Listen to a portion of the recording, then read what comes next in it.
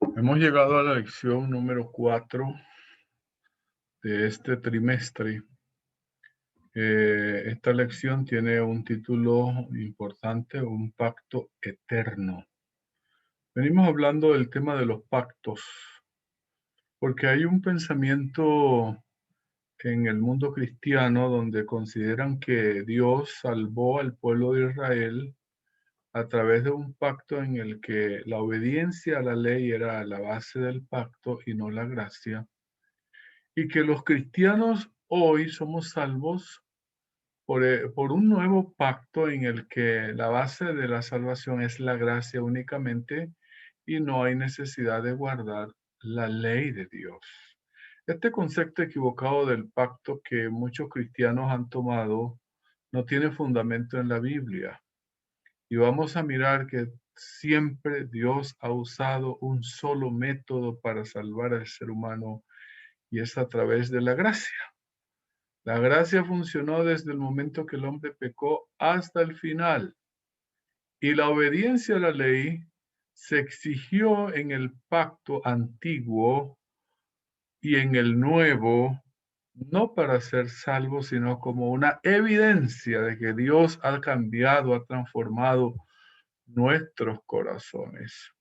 Así que vamos a mirar en esta oportunidad este tema del pacto eterno. La escuela sabática nos los presenta de esta manera. Entonces, de esta forma vamos a ir avanzando en este concepto de lo que significa este verdadero pacto. Miremos un poco entonces, yo he dividido este tema en tres partes. La primera parte está relacionado con el nombre, los nombres en relación con el pacto, ¿no?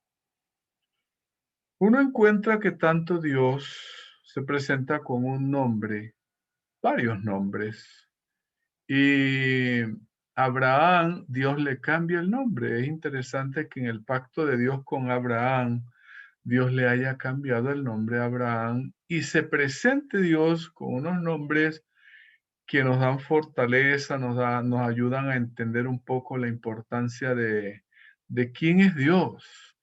Generalmente aparece allí lo que se conoce con el nombre de el tetragramatón, que son 4 letras hebreas con las que se escribía el nombre de Dios. Ellos no le ponían consonantes a las letras porque se sabían de memoria qué consonante iba al mirar la letra, al mirar las palabras. Así que esta palabra que hoy pues las consonantes se le escriben, que es una Y, una H, una W eh, y una H. Entonces, los eruditos están de acuerdo que las letras que debería llevar este tetragramatón sería una A y una E. Lo que nos da a entender entonces que el nombre sonaría Yahvé. Y Yahvé significaría yo soy. O sea, no hay nadie fuera de mí, dice Dios. Y yo soy el que soy. También significa que Él es eterno. Dios es el único eterno, existe ayer, hoy y por los siglos, que Dios no necesita de nadie para existir. Él es autoexistente y el único existente y que de Él dependen todos los demás, las demás criaturas, por lo menos las criaturas, para, para existir. Eso es la forma como Dios se identifica cuando va a hacer el pacto con Abraham. Sí. Entonces se ha traducido en otras versiones, la versión Reina Valera del 60, se ha traducido esta palabra Yahvé como Jehová. Y bueno, la razón por la que se toma Jehová es porque eh, los judíos no querían no usaban mucho con este nombre, no lo pronunciaban las vocales entonces ellos cada vez que veían el tetragramatón, ellos decían Adonai. Entonces las palabras que se han tomado allí para Adonai sería, aunque esta A es un poco cerrada, que suena como una E, y entonces por eso se coloca la E, la O y la A. Al ponerle estas letras y al latinizarla o al ponerla en el castellanizarla, esta E o A, entonces se da la palabra Jehová, pero en sí es un error de traducción que no se tuvo en cuenta que los judíos no querían que se pusiera este nombre y siempre es como para recordar al judío que estas vocales que están allí era para que él dijera siempre cuando iba a pronunciar el tetragramatón, dijera Adonai, porque ellos no mencionaban el nombre porque consideraban que era falta de respeto, no era correcto, era violar el mandamiento, el mandamiento del tercer mandamiento que dice no tomarás el nombre de Dios en vano. Así que ellos era como para un recuerdo de decir, aquí se va a decir Adonai, pero los traductores cuando vieron esas vocales allí creyeron que era así que se pronunciaba y entonces pusieron Jehová. Sí, así que si queremos pronunciar correctamente el nombre de que aparece de Dios sería Yahvé. Sí, aunque Dios se identifica con otros nombres también. Esto de los nombres es importante porque para un hebreo, cuando ellos buscaban el nombre de una persona, esta persona debía tener ciertas características con las que se podría identificar. O sea, las características personales digamos, del dueño del nombre, a quien se le ponía el nombre, daban a entender el tipo de persona, las ideas que tuviera, el pensamiento de esa persona que llevaba ese nombre. Ese sería una de los propósitos por lo que se le ponían ciertos nombres con significado. Todo nombre tenía su significado como hoy, solo que hoy no estamos, al poner el nombre de uno de nuestros hijos, no buscamos el significado, sino que porque el sonido me suena muy bonito decir, digamos, el nombre X o Y, y me gusta ese nombre por gusto, pero no por lo que significa, pero antes no era así, no era por el sonido, antes era lo que significaba. También a veces se le ponía el nombre a la persona por las emociones del que le dio el nombre. En ese momento estaba en tristeza, estaba alegre, estaba en una... Entonces él ponía los nombres a los hijos dependiendo de esto, ¿no? Igual que algunas circunstancias que rodearon el nacimiento de ese niño. Entonces así le ponen el nombre a este muchacho. Por ejemplo, el nombre de Caín, podríamos decir que está en ese nivel de la emoción. Eva está emocionada con su primer hijo. Ella escuchó que Dios le había dicho que le iba a enviar a alguien que le aplastara la cabeza a la serpiente. Y entonces Eva dijo, este debe ser el muchacho. Yo he adquirido de Dios varón. Este es un hombre de Dios, un varón de Dios, adquirido de Dios. Y lo puso Caín, es lo que significa. Ahora, hoy eso cambió de sentido. Lo que hace una persona a veces hace que el nombre se cambie el sentido. Hoy en día uno dice Caín, ese es un Caín, ya eso no está diciendo, ya el sentido propiamente que la palabra tenía en el pasado ya se cambió por la conducta y el comportamiento de Caín. Encontramos el nombre de Isaac. Fue una circunstancia. Sara, cuando escuchó que Dios le dijo que una mujer de más de 90 o de 90 años iba a dar a luz un bebé, cuando ya no tenía menstruación, cuando ya se había llegado a la menopausia, eso le causó risa a ella y entonces, aunque le dijo a Dios que no se había reído, finalmente al muchachito lo pusieron Risa. Risa, ese es el nombre. O sea, me imagino cómo sería. ¿Cómo te llamas? Le preguntaban a Isaac. No, me llamo Risa, o sea, traduciéndolo. El nombre de Jacob. Ciertas características que Jacob tenía le pusieron ese nombre, por eso. porque él venía agarrado del calcañar, dice la Biblia, o del talón de su hermano, como forcejeando para ver quién salía primero. Él trataba de suplantar a su hermano aún desde antes de nacer, cuando estaba para nacer. Entonces, las características personales, Jacob lo pusieron así como un suplantador. Y sí, Jacob era un mentiroso, era un engañador en su vida. Entonces, me imagino que cada vez que le decían, ¿cómo te llamas? Yo me llamo engañador, me llamo suplantador. Eso tenía un efecto en la mente de la persona, ese nombre. Tanto decir que era un engañador, pues hasta engañaba fácilmente más a la gente. Había nombres que expresaban deseos, lo que yo deseo que mi hijo llegue a ser. Deseo, digamos, también eran momentos de gratitud. Así que Daniel significa Dios es juez. O sea, Joel, Yahvé es Dios, Ismael, Dios oye.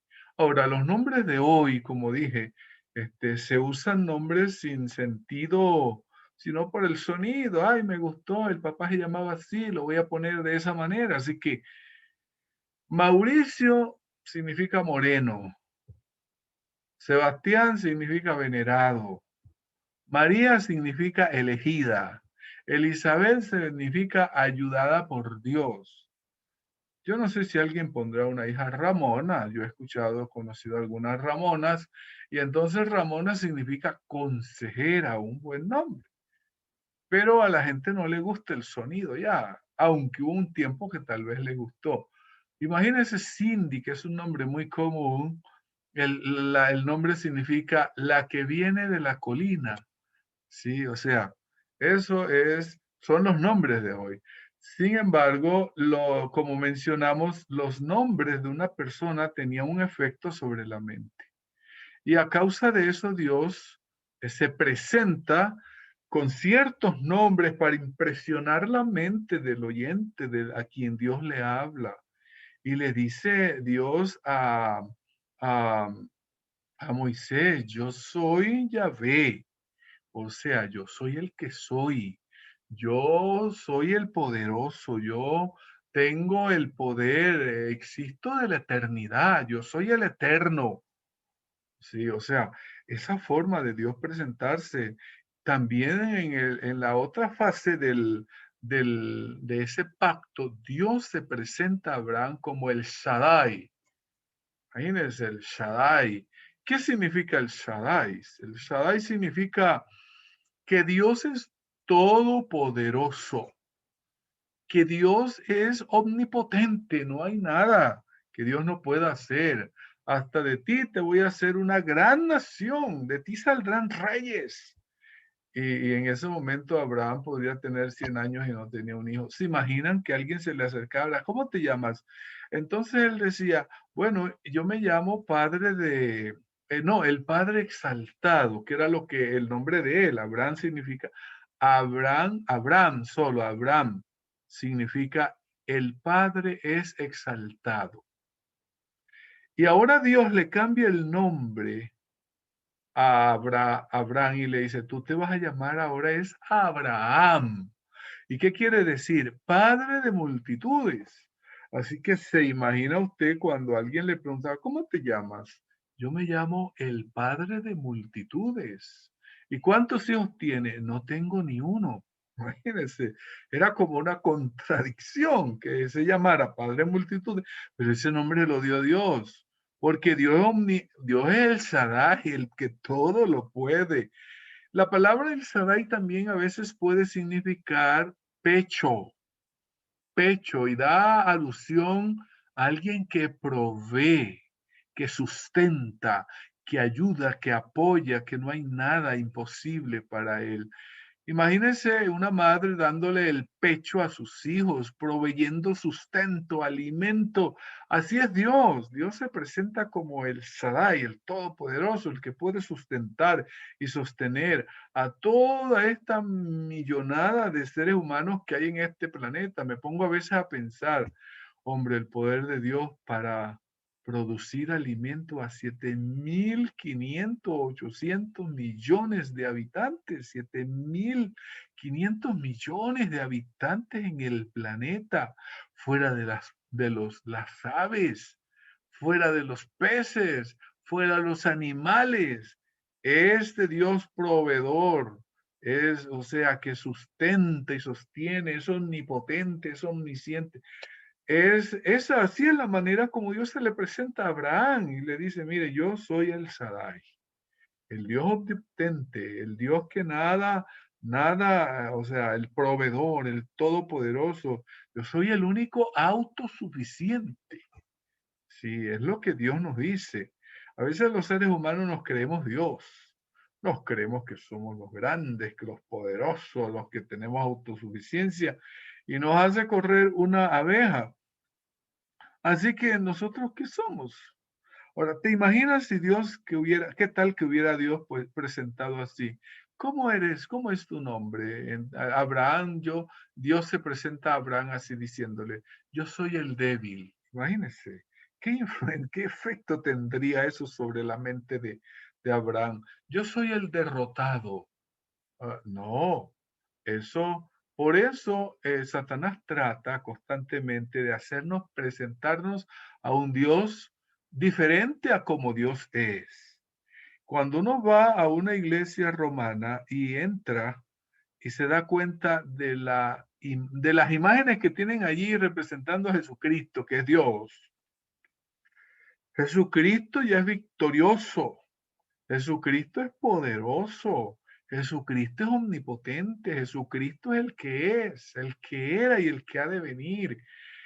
Pero ¿cómo lo presenta Roma? Roma lo presenta de una manera débil, como derrotado allí, cargando una cruz. Eso ya pasó, esa ya fue una experiencia pasada. Pero a Satanás le ha gustado que la gente tenga una idea equivocada de Jesús y lo presentan cargado por un niño, el divino niño ahí cargado por la Virgen María, sosteniéndolo. María, él no es débil. Él antes el que sostuvo a María mientras vivió. Así que no podemos. Las imágenes que nos presenta Roma con relación a Jesús, ahí el Cristo caído, uno va a uno de esos lugares, unos monumentos donde la gente va a ver el Cristo caído allí. No, ya Cristo es el victorioso, el grande, el poderoso, el que derrotó a Satanás, el que va a venir, el que tiene todas las llaves de la muerte, del Hades. ¿Cómo vamos a presentar a Jesús como un débil, un niño allí o como una persona que está sufriendo en una cruz? Ya eso pasó, esa historia. Así que la segunda parte que vemos de esta lección tiene que ver con las etapas del pacto. Cuando Dios va a hacer un pacto, debe tenerse en cuenta que hay tres aspectos de todo pacto. Número uno, hay un acercamiento de parte de Dios. Dice la Biblia en Génesis 12:1, pero Jehová había dicho, o sea, es Dios quien va donde Abraham, se acerca donde Abraham. A veces nosotros pensamos que Dios es el que anda, nosotros andamos detrás de Dios. Y uno le dice a la persona, busca a Dios, busca al Señor, entrégate a Él. Sí, es verdad que uno tiene que buscarlo, sí, pero antes que uno lo busque, ya Dios lo buscó. Dios anda detrás de uno antes. Uno debería decirle a una persona, no busca a Dios, sino déjate encontrar por Dios, deja que Dios te encuentre. Pues te está buscando hace rato. Ahora, Dios se le acerca a Abraham. Es la primera cosa que Dios hace para hacer un pacto con una persona. Luego le da una orden. Y en esa orden le dice, vete, vete, es una orden. Vete de dónde, de tu tierra, de tu parentela, de la casa de tu padre, a la tierra que te mostraré. Hoy en día Dios nos da una orden. Entrégate a mí, sígueme, obedéceme, conoce mis preceptos, guarda mis mandamientos. Esa es la orden que Dios nos da. Se nos acerca, nos da la orden. Y luego Dios nos da una promesa. todo pacto tiene estos tres elementos, ¿no? Un acercamiento, una orden en la que Dios nos pide que hagamos algo y luego nos da una promesa si cumplimos con las dos partes anteriores, si respondemos. Y Dios nos da una promesa: haré de ti una nación grande. Hoy en día Dios nos dice a nosotros: mire, si tú te entregas a mí, te sometes a mí, obedeces mis mandatos, y sobre todo crees en mí, yo te voy a salvar, yo te voy a dar la vida eterna. La Biblia lo dice, para que todo aquel que en él crea no se pierda, mas tenga la vida eterna. Esa es la promesa, Dios nos ha prometido. Ahora, ¿cuál es la condición? Creerle a Dios, creer en Dios, confiar en Él. Y esa confianza implica que yo le obedezca lo que Él dice. No porque por eso me voy a salvar, que eso lo vamos a mirar un poco más adelante.